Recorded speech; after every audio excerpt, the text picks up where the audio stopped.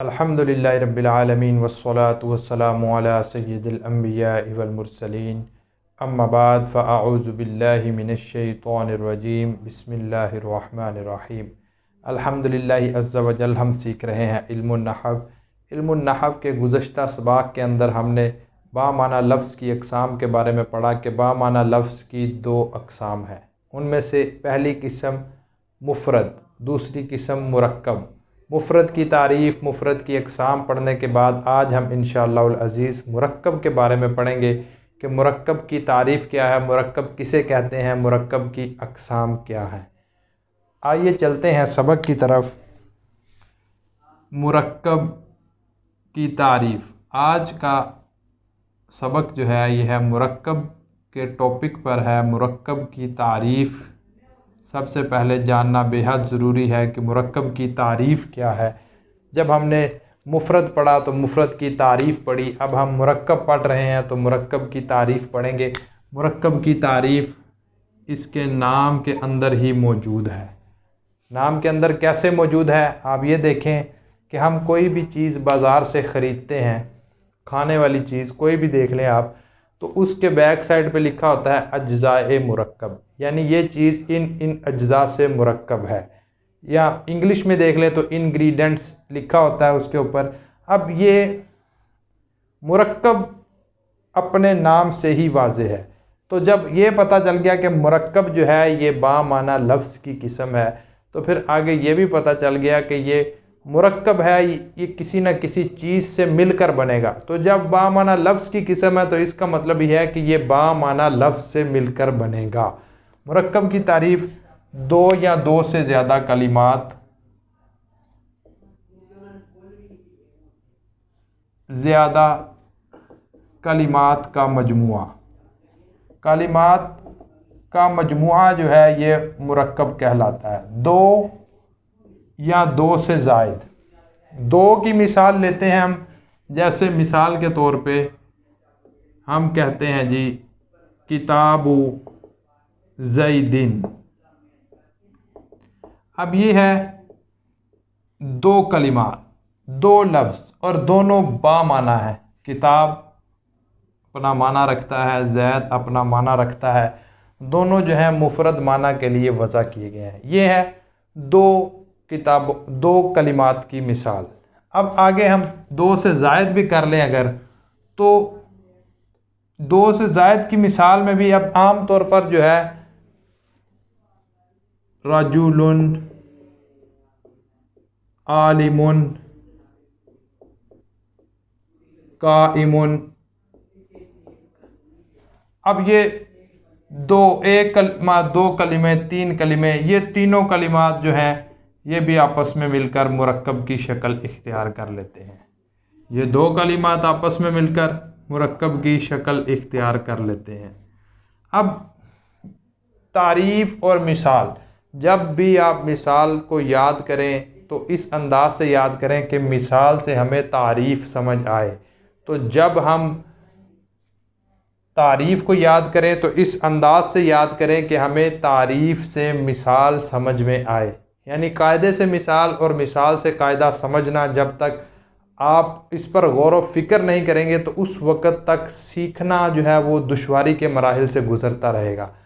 آپ جب قاعدہ یاد کرتے ہیں تو مثال یاد کریں، مثال یاد کرتے ہیں تو قاعدہ لازمی یاد کریں۔ جب آپ اس کا اجرا کریں گے تو بہترین انداز میں آپ کو سیکھنے کو ملے گا۔ اب مرکب کی آگے جو ہے مزید دو طریقے سے تقسیمات کی گئی ہیں۔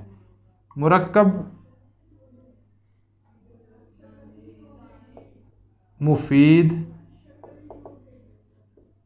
مرکب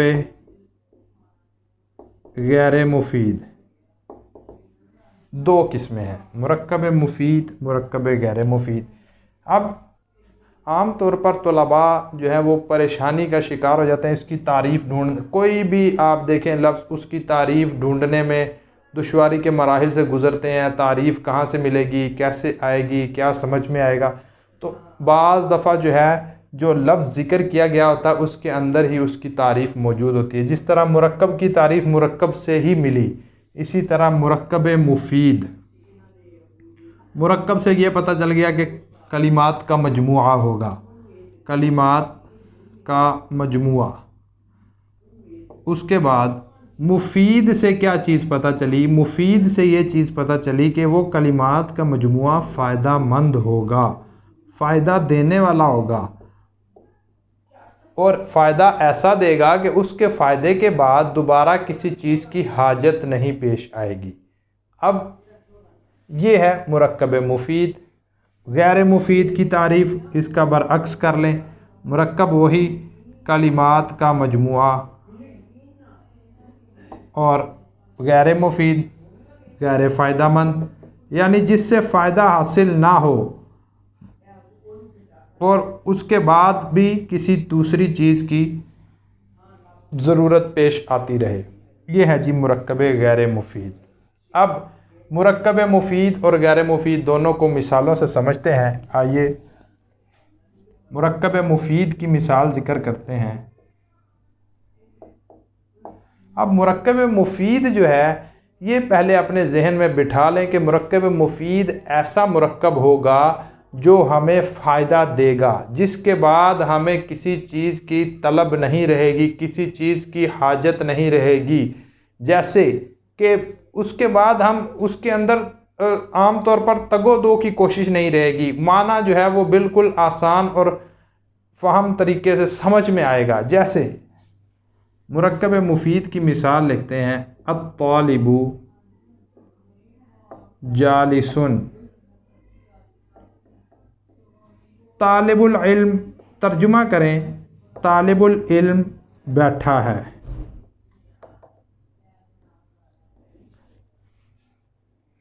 ہر چیز سمجھ میں آ گئی کہ طالب العلم بھی ہے اور اس کی حالت بھی ہے، وہ بیٹھا ہوا ہے، سمجھ میں آ گئی۔ بالکل آسان طریقے سے ہمیں اس سے یہ فائدہ حاصل ہو گیا کہ یہ ہمیں کلام کے ذریعے بات سمجھ میں آ گئی، کسی تیسری چیز کی حاجت پیش نہیں آئی۔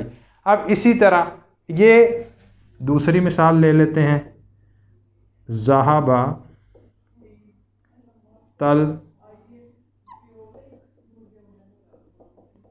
میزو۔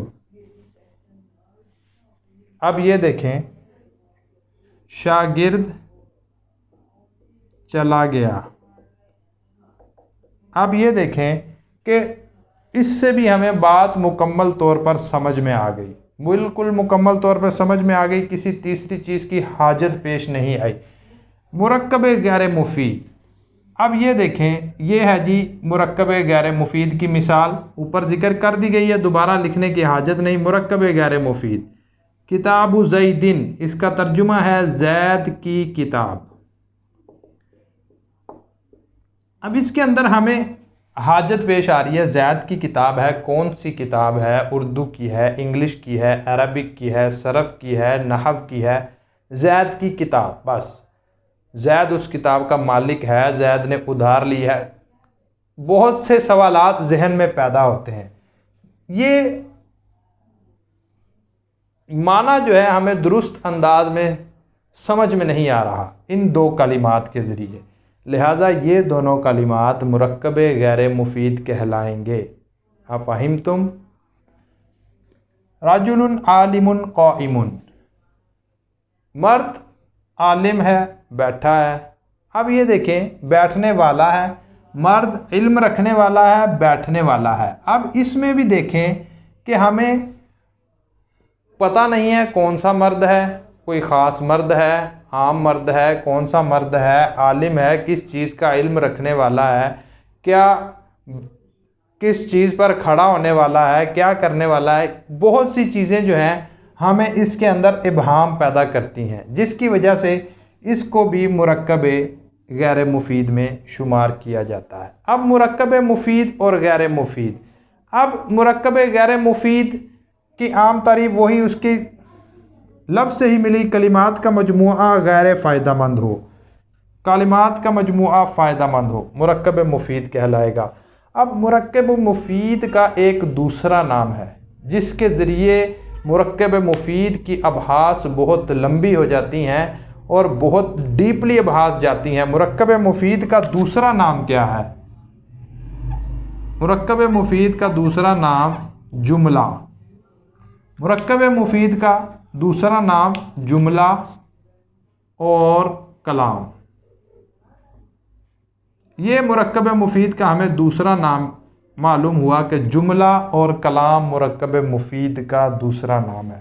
اس کا مطلب یہ ہے کہ جب مرکب مفید کا نام جملہ اور کلام ہے تو مرکب غیر مفید جملہ اور کلام نہیں ہوگا۔ جملہ اور کلام نہیں ہوگا تو پھر کیا ہوگا؟ جب جملہ اور کلام نہیں ہے تو پھر کلام کا جز واقع ہوگا، مرکب غیر مفید کلام کا جز واقع ہوگا۔ اب یہ دیکھیں کہ ایک ہی صرف فہم کا انداز تھوڑا سا بندہ غور و فکر والا کر لے تو ساری باتیں بآسانی سمجھ میں آ جاتی ہیں۔ مرکب کے اندر ہی مرکب کی تعریف مل گئی، مثال سے ہم نے اس تعریف کو واضح کر لیا۔ پھر اس کے بعد مرکب کی اقسام میں سے مرکب مفید کے اندر سے اس کی تعریف مل گئی، مرکب غیر مفید سے اس کی تعریف مل گئی، مرکب مفید کی مثالیں الگ سے ذکر کر دی گئیں، غیر مفید کی مثالیں الگ سے ذکر کر دی گئیں۔ اب جب ان کی مثالیں الگ سے ذکر کر دی گئی ہیں، پھر آپ یہ دیکھیں کہ یہ جب ان کی مثالیں الگ سے ذکر کی گئی ہیں تو پھر ہمیں دونوں کا الگ الگ ڈفرنس پتہ چل گیا۔ What is the difference between مرکب مفید اینڈ مرکب غیر مفید؟ یہ اس کی تعریفات اور مثالوں سے ہمیں بات سمجھ میں آئی۔ پھر جب ہمیں یہ پتہ چلا کہ مرکب مفید کا ایک نام جملہ اور کلام ہے، تو جب یہ جملہ اور کلام ہے تو آگے والا اس کا مطلب ہے جملہ اور کلام نہیں ہو سکتا، آگے والا کلام کا جز واقع ہوگا، کلام کے اندر اس کا کردار ایک پارٹ کے طور پہ ہوگا، ایک جز کے طور پر ہوگا، تو یہ مکمل کلام نہیں ہو سکتا۔ یہ ہے جی مرکب مفید اور غیر مفید کی بحث۔ اب مرکب مفید اور غیر مفید کی بحث جو ہے یہ بہت ہی اہم بحث ہے۔ غیر مفید کے اندر بہت سی چیزیں ہیں جو عام طور پر عربی عبارت کے اندر استعمال ہوتی ہیں، اور غیر مفید کے اندر جو چیزیں ہیں وہ اکثر طور پر استعمال ہوتی ہیں۔ کلام کے اندر کوئی بھی عبارت شاید ہی کوئی ایسی ہو جس کے اندر مرکب غیر مفید کی اقسام ذکر نہ ہو، اور اسی طرح شاید ہی کوئی کلام ایسا ہو جس کے اندر مرکب مفید کی اقسام ذکر نہ ہو۔ دونوں کا سمجھنا بے حد ضروری ہے۔ درست کلام کرنا اور درست کلام سمجھنا، درست کلام پڑھنا جو ہے یہ مرکب اور مرکب مفید اور غیر مفید دونوں کے سمجھنے پر موقوف ہے۔ انشاءاللہ العزیز اگلے سبق میں مرکب مفید کی اقسام اور مرکب غیر مفید کی اقسام پر انشاءاللہ ذکر کیا جائے گا کہ مرکب مفید کی اقسام کیا ہیں، جملہ اور کلام میں فرق کیا ہے۔ دونوں آخر صرف جملہ بھی کہہ سکتے تھے کہ جملہ کیوں نہیں کہا، صرف کلام بھی کہہ سکتے تھے کلام کیوں نہیں کہا، جملہ اور کلام میں کیا فرق ہے، یہ بھی انشاءاللہ العزیز آنے والے لیکچر میں آپ کو سیکھنے کو ملے گا۔ اور مرکب غیر مفید کلام میں کس طرح جز واقع ہوتا ہے یہ بھی انشاءاللہ العزیز آپ کو آنے والے لیکچر میں ملے گا۔ امید ہے آپ کو لیکچر سمجھ میں آیا ہوگا۔ اللہ تبارک و تعالیٰ سے دعا ہے کہ ہمیں علم نحو سیکھنے سمجھنے کی توفیق عطا فرمائے، علم نحو پر ہماری گرفت مضبوط ہو جائے۔ آمین بجاہ النبی الامین صلی اللہ علی محمد، صلو علی الحبیب صلی اللہ علی محمد۔